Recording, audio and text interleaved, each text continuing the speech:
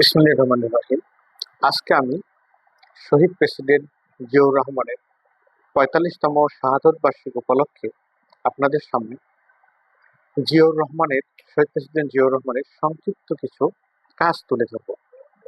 শহীদ president Ziaur Rahman ১৯ জানুয়ারি ১৯৩৬ সালে বগুড়া জেলার বাগবাড়ি নামক স্থানে জন্মগ্রহণ করেন এবং তিনি সেনাবাহিনীর একজন উচ্চপদস্থ কর্মকর্তা ছিলেন। ১৯৭১ সালে দেশে মহান স্বাধীনতা যুদ্ধ শুরু হলে ২৬শে মার্চ চট্টগ্রাম কালুরঘাট বেতার কেন্দ্র থেকে শহীদ প্রেসিডেন্ট জিয়াউর রহমান স্বাধীনতার ঘোষণা দেন। শহীদ প্রেসিডেন্ট জিয়াউর রহমানের এই ঘোষণা শুনে সামরিক, বেসামরিক, তাঁতি, জেলে, কামার, কুমার, শিক্ষক, ছাত্র সবাই ঝাঁপিয়ে পড়ে।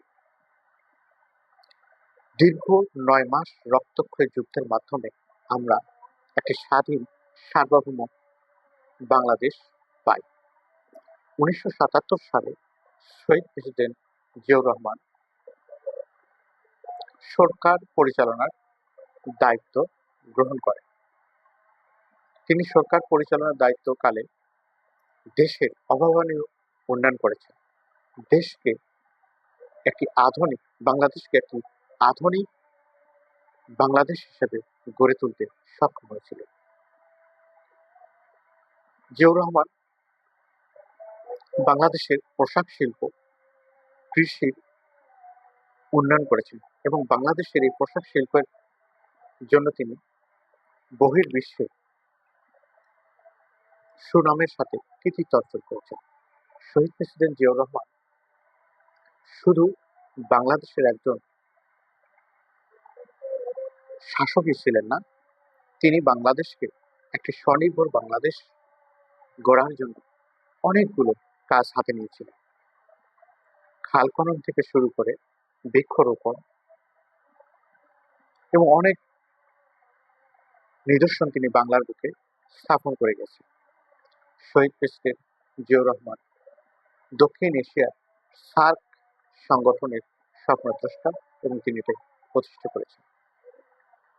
তিনি ক্ষমতা থাকাকালীন ইরান যুদ্ধের মধ্যস্থতা করেছেন। ভিয়েতনাম যুদ্ধে তিনি অগ্রণী ভূমিকা রেখেছিলেন, মানে মধ্যস্থতা করার জন্য। এছাড়া তিনি বৈদেশিক শ্রমিক অর্থাৎ বাংলাদেশ থেকে শ্রমিক বিদেশে পাঠিয়ে রেমিটেন্স আনার জন্য অভাবনীয় ভূমিকা রেখেছিলেন।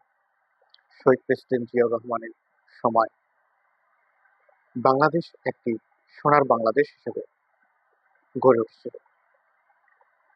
এই শহীদ প্রেসিডেন্ট জিয়াউর রহমান তার ক্ষমতা অল্প প্রায় ৪ বছর পর্যন্ত তিনি ক্ষমতায় ছিলেন। এই ৪ বছর ক্ষমতা থাকার সময় তিনি বাংলার মানুষের হৃদয়ের মণিকোঠারে তিনি জায়গা করে নিয়েছিলেন। তার গড়া বাংলাদেশ জাতীয়তাবাদী দল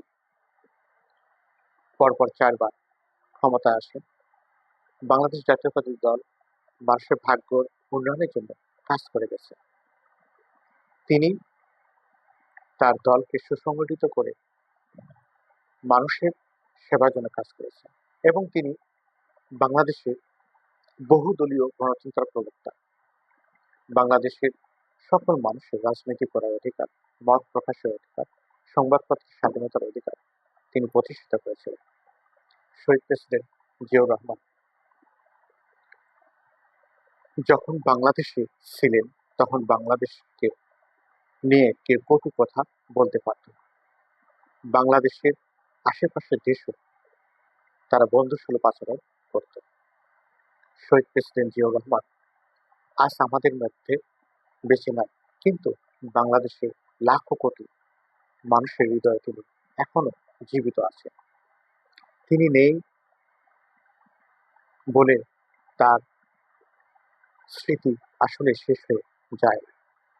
যুগ যুগ ধরে তার স্মৃতি, তার কর্ম, তার কাজ আমাদেরকে উজ্জীবিত করবে। শহীদ প্রেসিডেন্ট জিয়াউর রহমানের কাজ কর্ম, তার গবেষণা, তার কথা আমরা অনুধাবন করে এই বাংলাদেশকে একটি সোনার বাংলাদেশ হিসেবে গড়ে তুলতে সক্ষম হব। জিয়াউর রহমান ৩০শে মে একটি সামরিক সমস্যার জন্য, এটা মেটানোর জন্য তিনি চট্টগ্রামে আসেন। চট্টগ্রাম সার্কিট হাউসে ভোর ৪টার সময় কিছু বিপথগামী সেনা সদস্যের দ্বারা তিনি শাহাদত বরণ করেন। বাংলার আকাশে কালো মেঘ ছেয়ে গেল। শহীদ প্রেসিডেন্ট জিয়াউর রহমানকে ঢাকার জাতীয় সংসদের দক্ষিণ উত্তর প্রান্তে প্লাজায় তাকে সমাধি করা হয়। তার সমাধির মধ্যে দিয়েই তার ইতিহাস শেষ হয়ে যায় না। শহীদ প্রেসিডেন্ট জিয়াউর রহমান আজকে আমাদের মাঝে নাই, কিন্তু তার কর্ম আমাদেরকে আজও আগ্রহ জাগায় কিছু করার জন্য, চিন্তা ভাবনার উদ্রেক ঘটায়। তাই আমরা যারা শহীদ জিয়াউর রহমানের আদর্শকে ধারণ করে বাংলাদেশকে একটি স্বনির্ভর বাংলাদেশ হিসেবে গড়ে তুলতে চাই, শহীদ প্রেসিডেন্ট জিয়াউর রহমানের এই শাহাদত বার্ষিকী উপলক্ষে সবার কাছে তার আত্মার মাগফিরাত কামনা করছি এবং আল্লাহ যেন তাকে সর্বোচ্চ বেহেশত নসিব করে। আল্লাহ হাফেজ।